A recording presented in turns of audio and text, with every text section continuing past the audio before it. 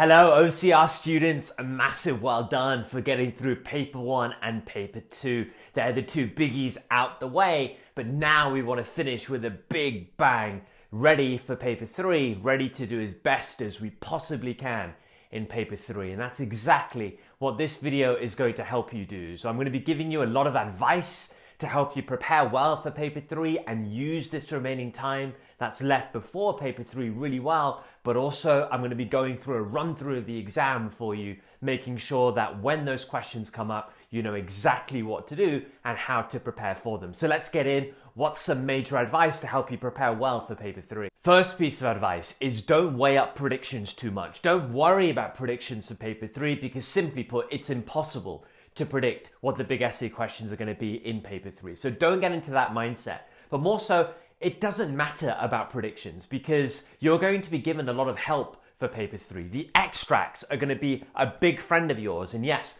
the 215 markers, the big essay questions that you'll be getting will be tied to the extracts in this paper. And the extracts will give you a lot of help. They might even give you all the points that you then need to write about. So the extracts will be a big friend of yours, but also for this year, you've got the pre-release information. So your job really is just to learn all of the content in the pre-release, and then regardless of the questions that come up, you're going to be absolutely fine.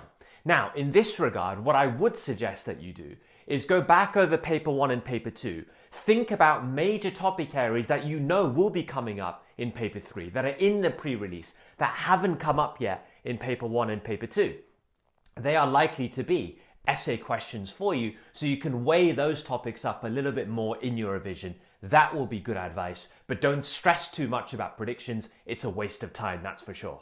Your main job in preparation for paper 3 is to be a master of content. That is so fundamentally important because a lot of stuff can be assessed in paper 3. You've seen from the pre-release in the multiple choice, absolutely, but even in the essay questions and short questions that follow in section B. So you've got to make sure that regardless of what comes up, you're so good with content, you can get all of those questions right, you can get all the essays written perfectly. That's all a content mastery game.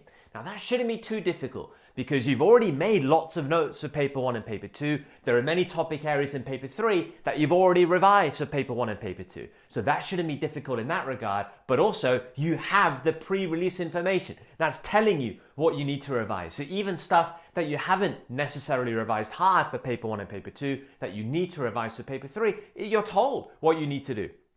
So just add that in and make sure you're revising that content as well. That's the main thing. If you're really good with your micro and your macro, paper 3 will not be difficult. It's more a case of just getting your techniques right for the unique questions that will come up. Content mastery, fundamentally important before paper 3. And then of course, just like with paper 1 and paper 2, you've got to be practicing questions, past paper questions. That is for sure. Now, you always start with multiple choice, don't you? You finish a topic of revision, you think you're a master of that content.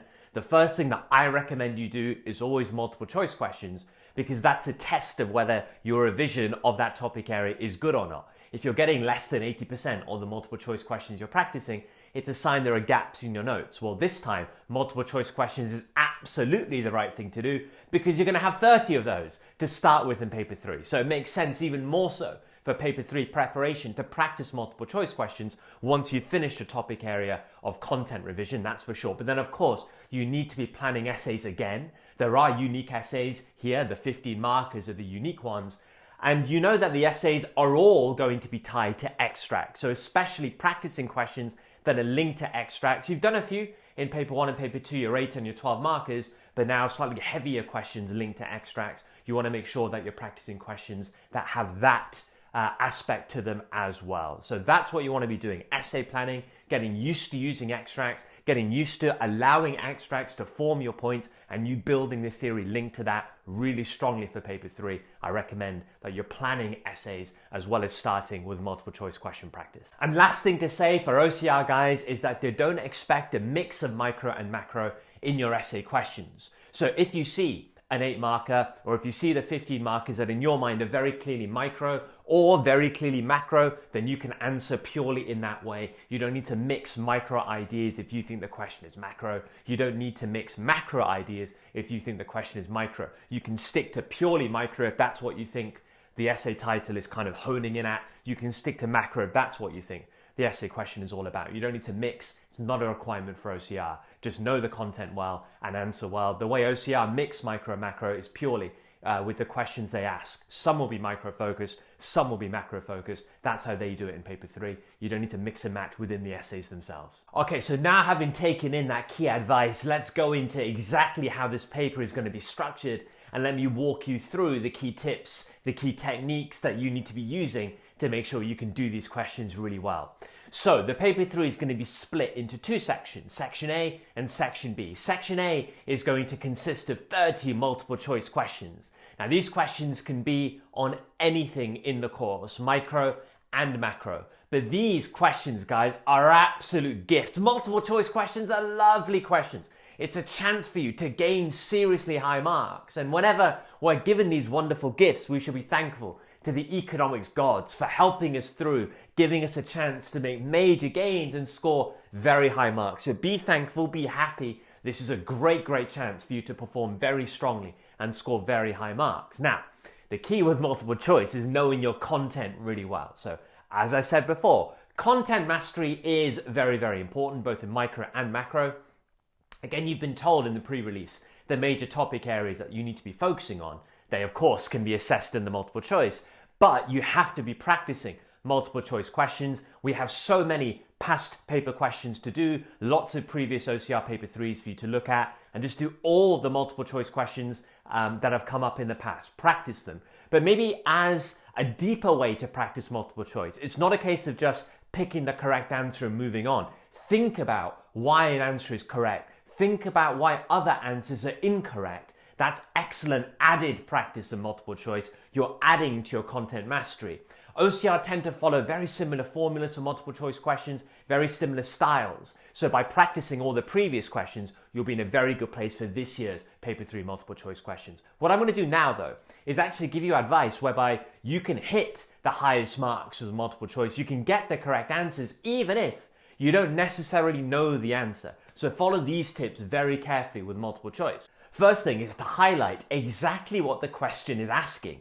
You know, multiple choice questions, there's often so much waffle, so much unnecessary writing, especially when a diagram is involved or there's a chart or a table. The first few lines of the question normally are just describing what the diagram is showing or what the table is illustrating, what the chart is illustrating. But we've got eyes, right? We have eyes. With our eyes, we can see what the diagram is showing, what the table is illustrating or the chart is illustrating. We don't need to read unnecessary waffle and boggle our mind when we have so many multiple choice questions to do.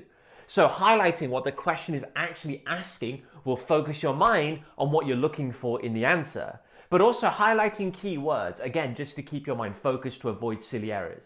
That's key tip number 1. Even if you think the question is good, highlighting in that regard is only going to help you. Second tip is know how the 4 answers are written by examiners. You know, out of the 4 answers, there is always going to be a distractor answer. That is an answer that seems like it might be correct, but actually it's a wrong answer. Examiners are horrible people. They set traps for you. A distractor is a trap for you to fall into. So no, there is always going to be a distractor. There is always going to be a correct answer, obviously. So you've got a correct answer and a distractor always for each multiple choice.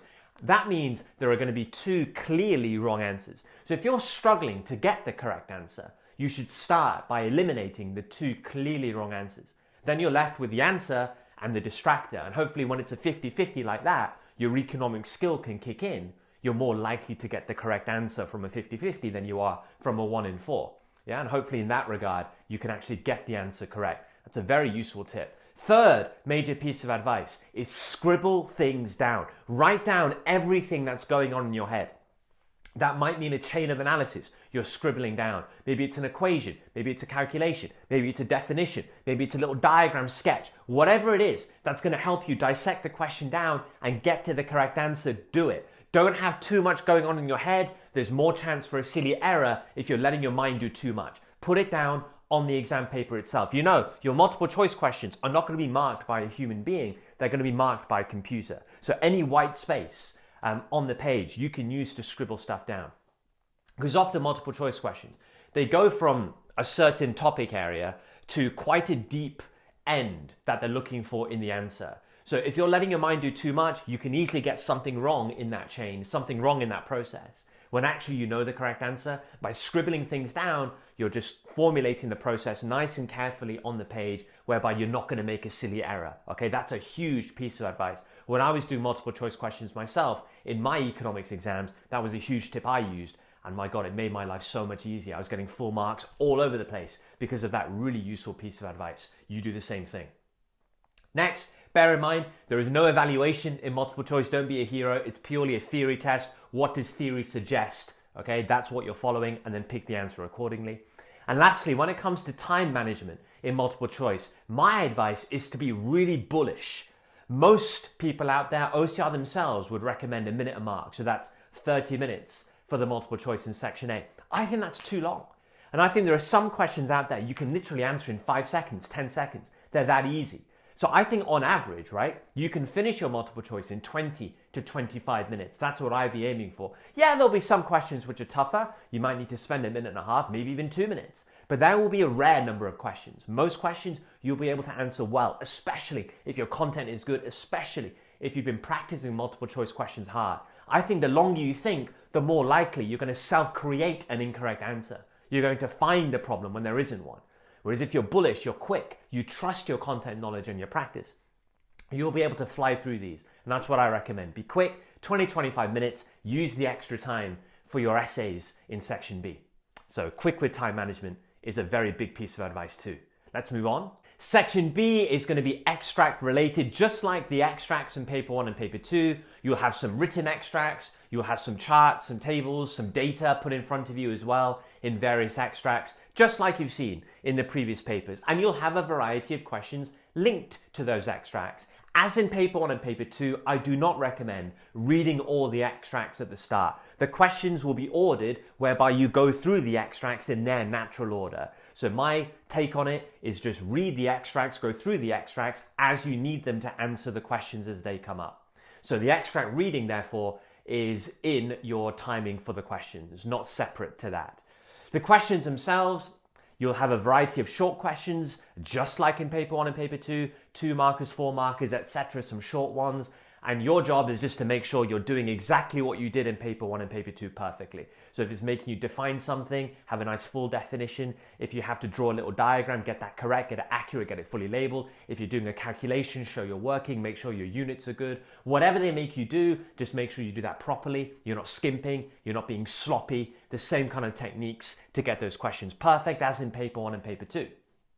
You're going to have one 8 marker, exactly the same style, that 8 marker as in paper 1 and paper 2, exactly the same technique. So my recommendation, a pro, a con, and then a final judgment paragraph. So 3 paragraphs overall. Again, use the extracts well. Hopefully your points, your arguments will all be there. You can latch onto those and you add the economic theory to form the full paragraph. So the 8 marker, nothing different to paper 1 and paper 2, same style. Just get that nailed on. The unique questions in paper 3 are going to be those 2 15-mark questions. They're not that unique. The way I would look at them is that they're basically mini 25 markers. Now, obviously they're not a 25 marker, but essentially you need to think of them as if they are a 25 marker. The key difference now compared to paper 1 and paper 2, these questions are linked to extracts. So the extracts will help you a lot, again, to form your argument.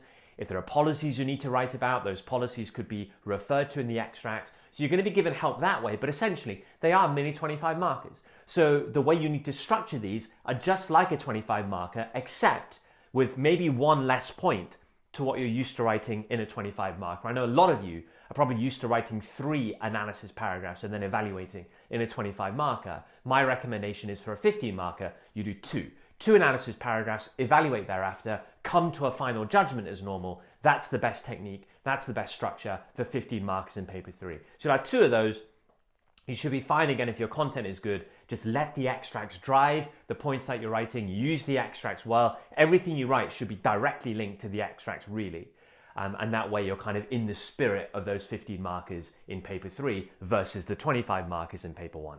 And that, guys, is all the key advice that you need to prepare really well for OCR Paper 3. Make sure you've taken this all in and you feel really confident in your preparation to do great in your final economics exam. The last thing I'll say is that I do have an exam technique playlist for Paper 3. Make sure you check that out to really confirm that you are doing the right things, you are answering the questions correctly. But also make sure you checked out my key equations and conditions video. That's a great video for your multiple choice questions in paper 3. Really useful stuff that you know you're going to need for those multiple choice questions. Otherwise, work hard, prep hard, finish with a bang, and then you can relax in your summer holiday. Thank you so much for watching, guys. Stay tuned for future videos. I'll see you in those. All the best.